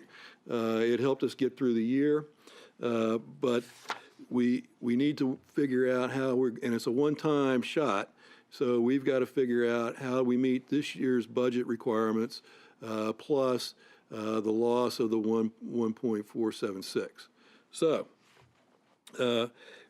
what you can see here under expenditures, 21 million in operating, 9 million in personnel, transfers at 2.9 million, that goes to the billing system and indirect costs. Reserves are at 179,000. Capital was 1.9, that was buying all the equipment. If you look over to revenue, you'll see the waste management fund at 33 million. The TIP fund energized us with 1.476, and we got some grant money and some other funds from sale of cans, recycled material, and other things. Okay, this year's budget. I'll start with expenditures first on the right. Again, operations is relatively the same at 21 million. Personnel is the same. Transfers relatively the same, covering the billing system and indirect. Reserves are at 276, which is, covers various things. Capital at 780,000, that is some equipment money, but there is a need for 2.9 million for a continued replacement of equipment and covering any future debt service reserves that may come about due to CIP projects. So if you look on the revenues, waste management funds at 33 million, grants and revenue at 1.3, and you can see the need of 2.95 million. Okay, the budget drivers, there's two of them this year. One of them is trying to develop a sustainable, ongoing equipment replacement program. If you look in 19, the total is 1.9. Of that 1.9, the one-time TIP funds at 1.476 were in there. If you look at the FY20, we're showing a need of 3.7 million. The two key items is the need for 2.4 in vehicles associated with collections and one-time funding of 500,000 to replace our radios. We're like the last department that's going to replace our analog radios. And if we don't do it this year, we might as well just put them in a trash can and take them and recycle them down at the landfill because they're going to be so obsolete. But anyway, the radios are key. The drivers are communicating with each other as they are on their routes to make sure they complete all routes, and every day all black cans are picked up. It is very crucial that we have communication. The second driver is the SIPSA rate. In FY19, we established our budget based on the rate, SIPSA rate of $65 a ton. When SIPSA approved their budget, they reduced that rate to $62 a ton.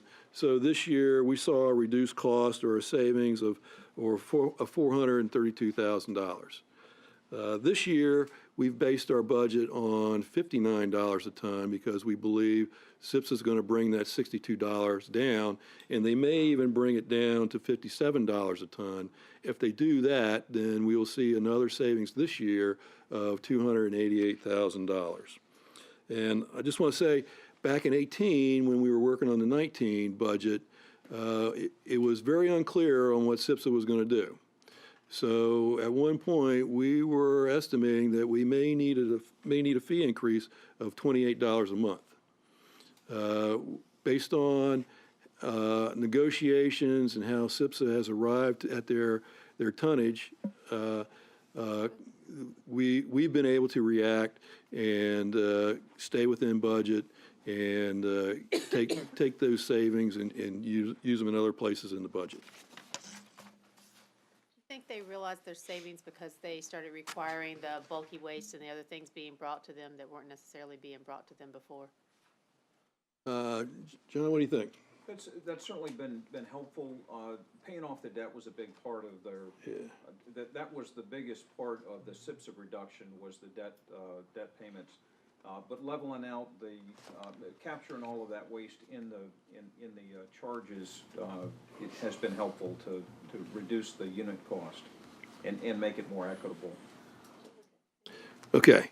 This slide is a very busy slide, and I apologize for that.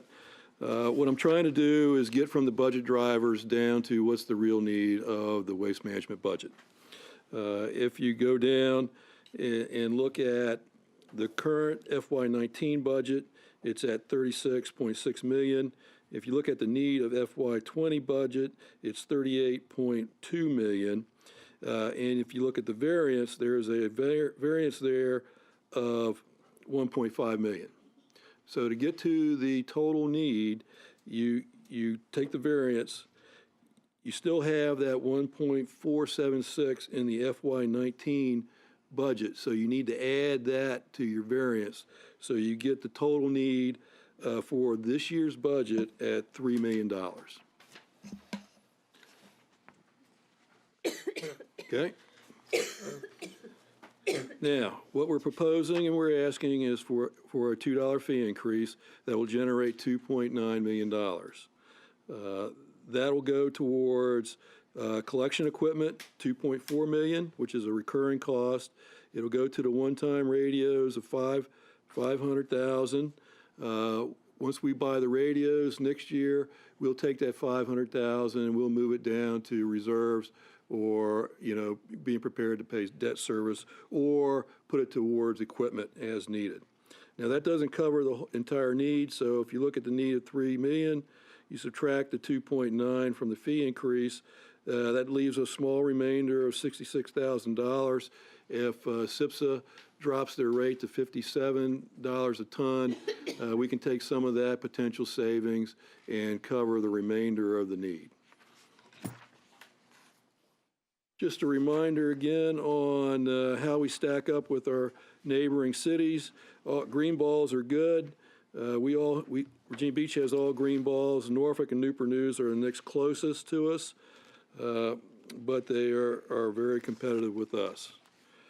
For fee comparison, we're still in the same place in between Richmond and Norfolk at $25 a month. You can see Newport News is a high at $31.63. Suffolk is the low at $19.50, and that's because they house the SIPSA landfill. Okay, future rate increases. The residential customer base is not growing. We only estimated that it may grow by 100 customers this year, and it can't keep up the fees we'll take in from that can't keep up with the inflation that we're going to see. And also, we are anticipating a need to cover inflation, cost of vehicle replacement, and future debt service. And we're using a 2% CPI when we do those calculations. I want to shift to capital program. Tom Nicholas presented these projects to you last week. I'll just recap them real quick.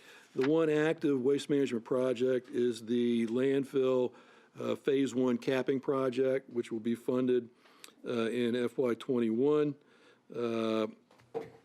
at $6.2 million. If bonds are sold to cover that, we anticipate debt service of about $419,000. A requested but not funded project is the compost facility, which we are looking at locating in the ITA. Estimated budget cost is $9 million, and we are anticipating utilizing or converting the 40,000 tons of yard debris into mulch once we get that facility up and running. Jake Sears Convenience Center, requested but not funded, $1.8 million. It'll clean the area up, make it more efficient, and also it'll be safer for our residents to drop off their material. SIPSA Waste Transfer Station that's located in Lansdowne Academic Village. I want to relocate that to the ITA, $21 million, and it'll be located in the industrial center of the ITA. And in summary, what we're asking for is a fee increase to raise the fee from $23 to $25. It'll allow us to have a sustainable equipment replacement program. Also purchase one-time $500,000 worth of radios. It will develop and fund a sustainable equipment replacement plan, meet our regulatory requirements, and also allow us to start to build reserves for future debt service on funds, on CIP project, excuse me. Any discussion? Any discussion? Questions? Barbara? Well, mine as well. Well, you talk about a fee increase, and this one tends to be controversial. Yes, ma'am. Of course, we have not always been an enterprise fund with the solid waste, and that is, I think, a part of the confusion. It became an enterprise fund in what, 2012, 13? I think officially 14. 14. Okay. I think we moved to call us kind of that interim fund because we didn't have enough money. We needed general fund support to bail us out, and we've been trying to rate adjust to becoming a self-sufficient. And as you heard Mark say, I weaned them off all general fund support, and so that's what they're struggling with right now. We're barely operating in the black right now, and we are not recapitalizing at any rate close enough to maintain our fleet. Well, the problem is that, I wasn't in favor of it becoming an enterprise fund, and it wasn't proposed by the city manager in the budget that year either. It was just one of those things that came up toward the end of the budget cycle, and two council members sort of proposed it, and we went along with it, and that has caused a lot of confusion with our public who still say we ought to be paying for it with our real estate tax instead of a fee. But anyway, the issue, of course, one of the things we were trying to cure was that not all of our homeowners were getting the service, because people in condos and people in apartments and so forth were having to pay for their own waste pickup, but their real estate tax was going to pay for the service that they weren't getting.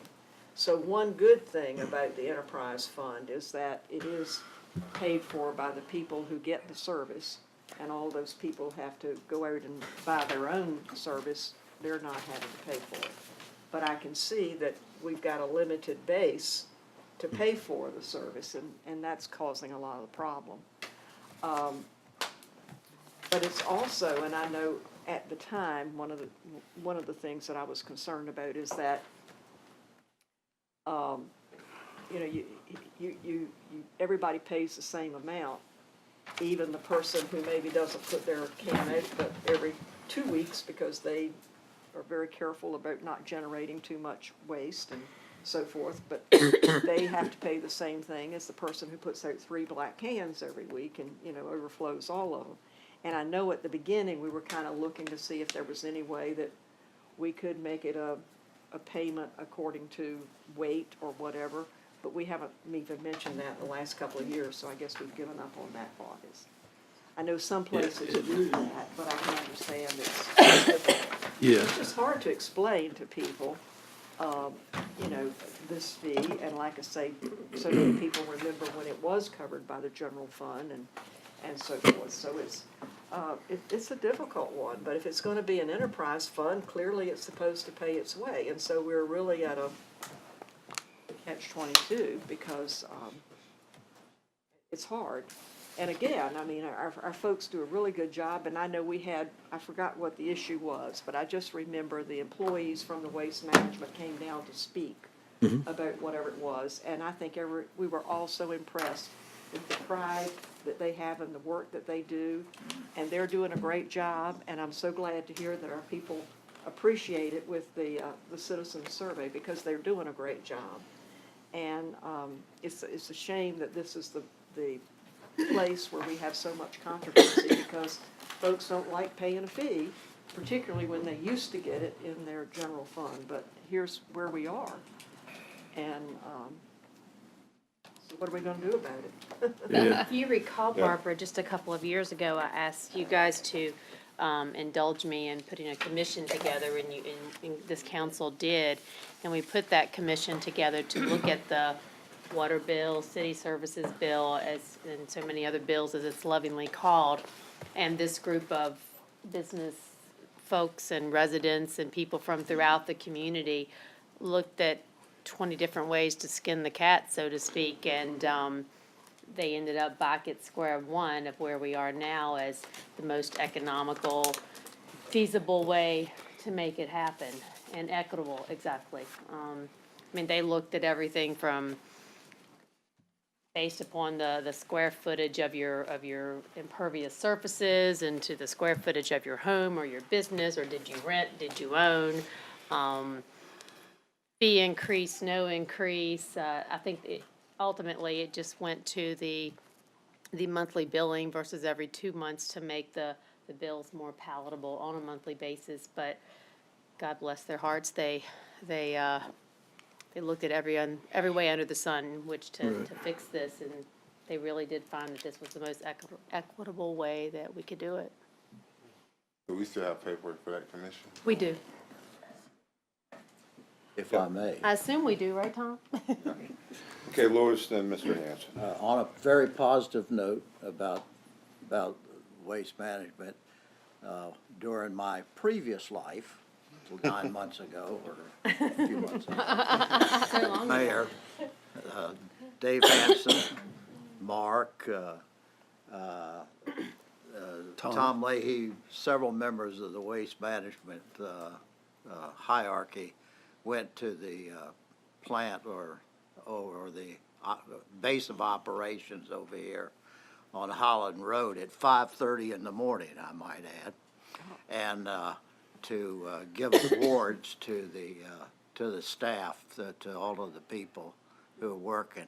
And I want to tell you, that's the most positive group of people I have ever dealt with. And those people were just as positive as they could be, happy to be there, delighted to have a job, you know.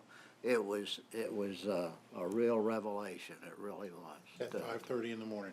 5:30 in the morning. Let me pile on Councilman Jones's comment.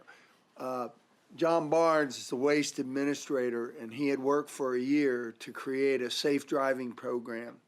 And they were receiving the first quarter bonuses for safe driving that they'd had in the entire program.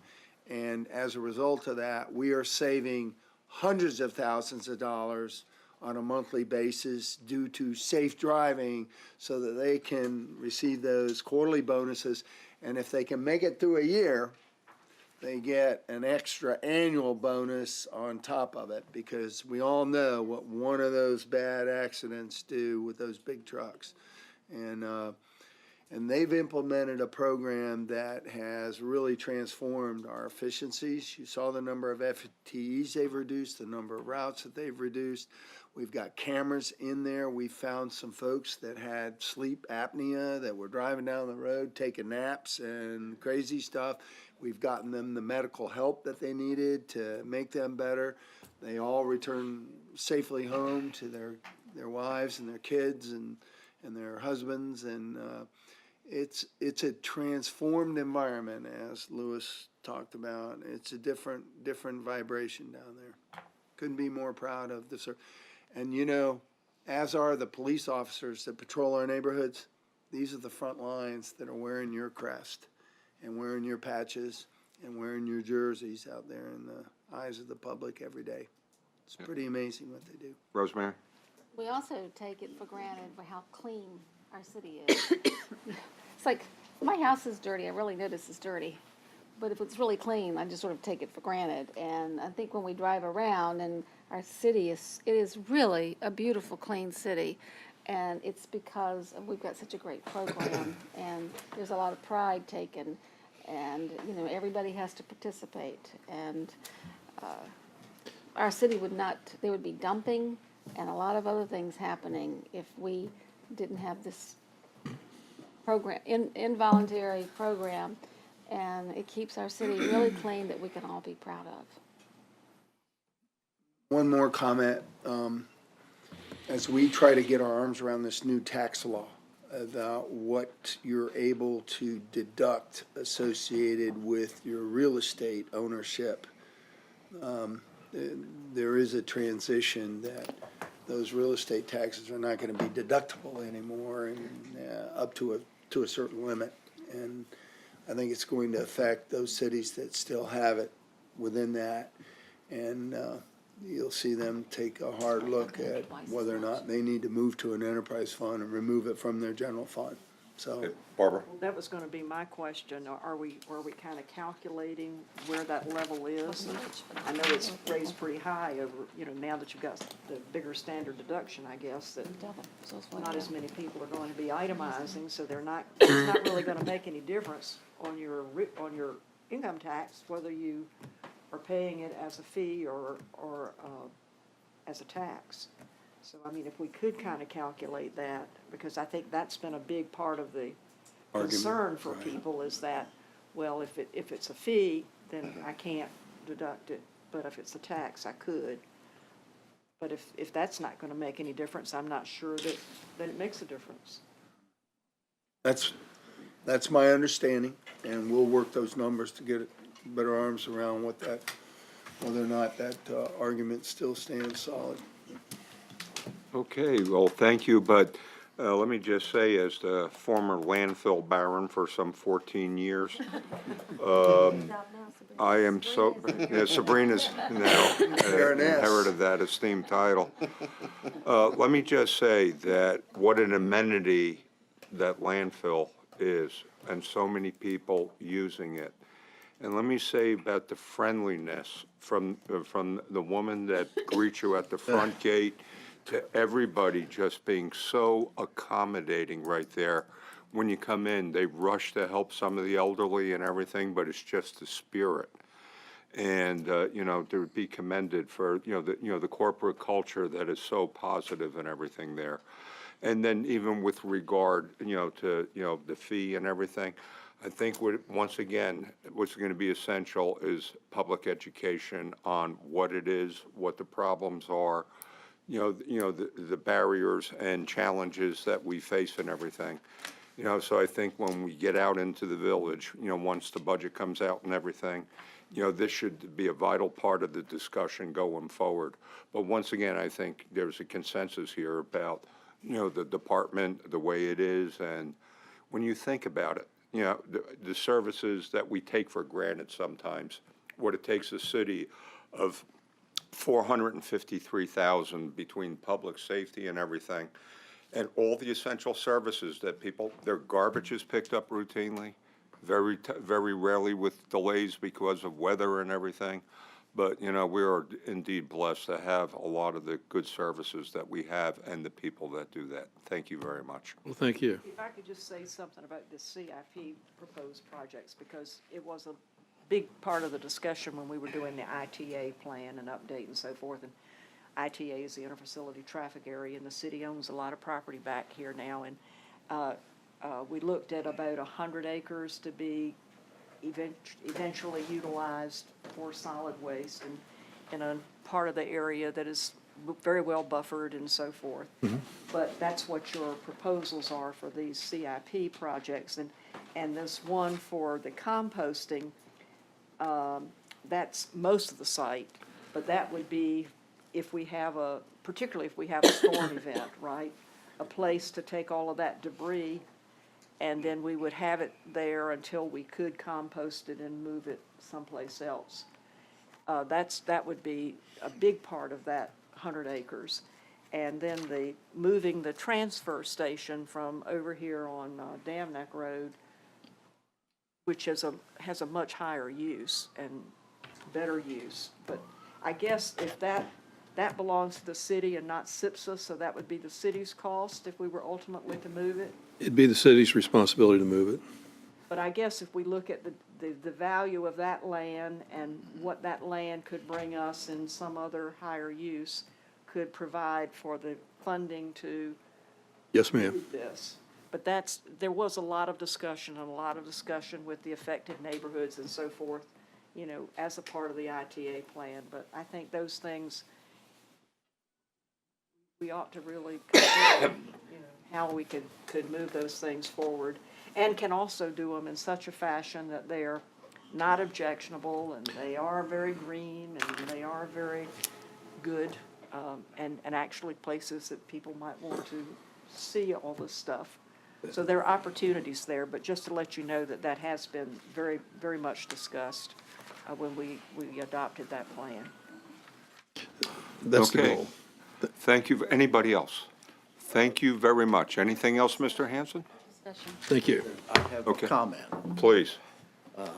I had the pleasure last night of taking accepted Mr. Rouse's invitation to his town hall meeting, and I want to tell you, he did an outstanding job. Thank you so much. And some other council, Rosemary was there, and I think Sabrina was there. I know, I City texted him and manager told him what a was good there, job he A lot of did. the staff was there, but it was very well organized, and he did a great delivery, and I want to He did, congratulate he him. did a really, so much. you did a good job, and it was a nice crowd, and Yeah. I was impressed. And I was really emboldened and confident that when I saw you all come in, Sabrina and Rosemary and Louis there, when you all showed up as well, that type of team leadership that you guys built in and walked in the room, I was like, all right, we're gonna do this. And I know for other council members, you may have other prior engagements as well. But again, I think it was a great turnout. I got a lot of feedback emails. A lot of constituents loved the format. I gotta say, you know, Dave was there last night as well, seeing him and Mr. Leahy and Mark and Brad.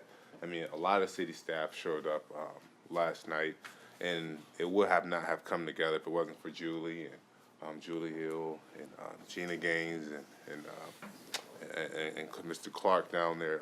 Brian, I mean, it went extremely well, but again, I think it was seeing you all in this room come and support me as well and support our constituents. It really matters to them as well, and got a lot of great feedback from them. So thank you again. No, that's phenomenal, and I would have been there, but I was at a NATO thing down in Norfolk. And I'll tell you what, this thing was a gathering. You know, the lightest person there was 1-star admiral or general or something like that. And the comments I got from a number of them that came up and said they live in Virginia Beach and how much they appreciated that. but be assured I will be at your future events. And, you know, I want to compliment everybody for the teamwork and the togetherness. That's what we need going forward. Thank you all. Anybody else? Thank you all very much.